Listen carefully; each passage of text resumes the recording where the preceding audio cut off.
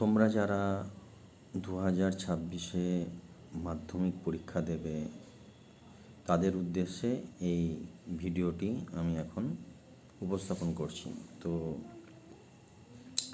বিষয়টি হচ্ছে অঙ্কের আরেক নাম আতঙ্ক, তাই না? তোমাদের কাছে অনেকেই, বেশিরভাগ ছাত্রছাত্রী, সবাইকে বলছি না, অঙ্কটা বেশ ভীতিপ্রদ।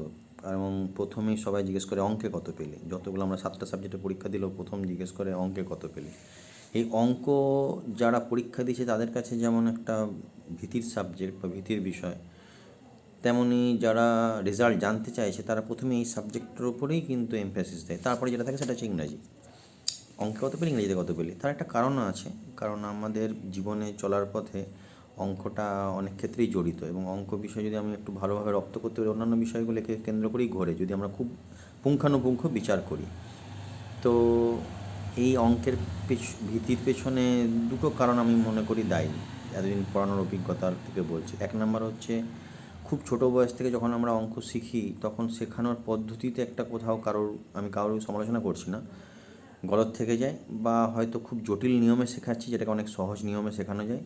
তাই অনেক ছাত্রছাত্রীদের অঙ্কের প্রতি আগ্রহটা জন্মায় না। যেমন আমি শোরুমে যদি একটা গাড়ি কিনতে যাই, তো যে কোনো কোম্পানিরই গাড়ি কিনি, ধর একটা 2 চাকা কিনলাম, তো সেই 2 চাকাটা চালানোর ধরনটা সবারই কিন্তু একরকম হয় না।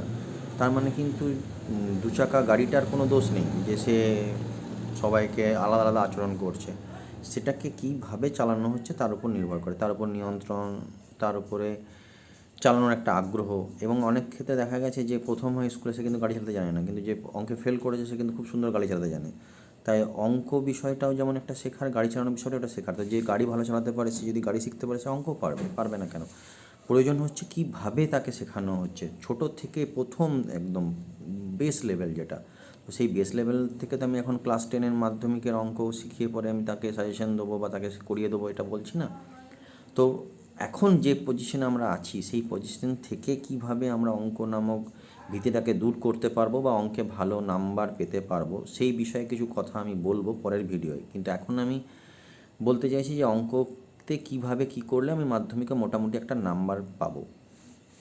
যদি আমরা ধরি একটা 100 নাম্বারের পরীক্ষা, ধরি কেন 100 নাম্বারই, তার মধ্যে 10 নাম্বার স্কুল আমাকে দেবে।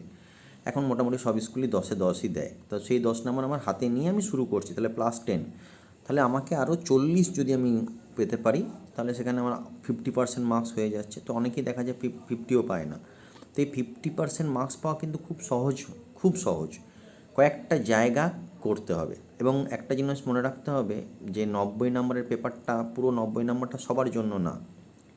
যেমন আমি একটা ভোজবাড়ি খেতে গেলে সব খাবারগুলো আমার জন্য না, আমি যেটা পছন্দ করি সেটা খাই, বা কেউ মাংস পছন্দ করে সে মাংসটা বেশি খাচ্ছে, কেউ মিষ্টি পছন্দ করে কেউ মিষ্টিটা বেশি খাচ্ছে। সেরকমই পছন্দের ব্যাপারটাকে দেখতে হবে, ধরতে হবে। যেগুলো পছন্দের ব্যাপার সেটার উপর আরও জোর দিতে হবে। তো সেই জায়গাগুলোকে আমি পরের ভিডিওয়ে বলবো যে এই জায়গাগুলো করলে পরে তোমরা কিন্তু মোটামুটি একটা 60% নাম্বার আশাই করতে পারো, মিনিমাম 60%, একদম গ্যারেন্টি সহকারে বলছি। তো সেই জায়গা কোনগুলো, কিভাবে কোন জায়গাগুলো করলে ভালো হবে, এবং তারপরে চ্যাপ্টার অনুযায়ী আস্তে আস্তে আমার প্রত্যেকটা ভিডিওই পাবে যে এই চ্যাপ্টারের এই অঙ্কগুলো, যেটাকে আমি বলবো সো কল্ড সাজেশন। তো পুরোপুরি সাজেশন ভিত্তিক পড়ে যাওয়াটা যেমন একটা রিস্ক থেকে যায়, যে স্যার দিচ্ছেন বা যে শিক্ষক দিচ্ছেন তার তো ক্ষতির কিছু সম্ভাবনা নেই, কিন্তু তোমরা যারা ওইটার উপরে ভরসা করে যাবে, তোমাদের একটা কেরিয়ারের ওপর চাপ চলে আসতে পারে। তো যতটা সম্ভব তোমরা যাতে আশাহত না হও, বা তোমরা যাতে পরীক্ষার হলে গিয়ে পরে একদম ব্লান্ডার না করে বসো যে জুয়া খেলার মতন, দুটো দিলাম তার মধ্যে একটা পড়বে, এইভাবে আমি সাজেশনে বিশ্বাসী নই।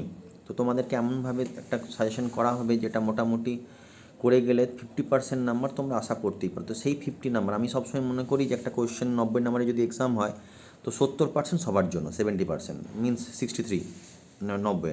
তো 60 ধরলাম, বাকি যে 30 নাম্বার থাকে সেটা একটু মিডিওকার স্টুডেন্ট বা একটু ভালো স্টুডেন্ট এদের জন্য থাকে। তো এই 30-এর মধ্যে যদি 20 নাম্বার খুব সহজ করে দেয় তাহলে বলবো অঙ্ক কোয়েশ্চেন সহজ হয়েছে, বা 25 নাম্বার যদি হার্ড করে দেয় তাহলে বলবো অঙ্কের কোয়েশ্চেন কঠিন হয়েছে। আমি 30 নাম্বারটা বাদ দিই না, রইল তো আমার 60। তো সেই 60টাকে আমি কেন আঁকড়ে ধরবো না? 60 প্লাস স্কুল আমাকে 10 দিচ্ছে 70, এর মধ্যে যদি আমি 20 ভুল করি তাহলেও আমার 50 হচ্ছে। কিন্তু তাহলেও দেখা যায় কেন আমরা 50-এর নিচে নাম্বার পাবো, তাই না?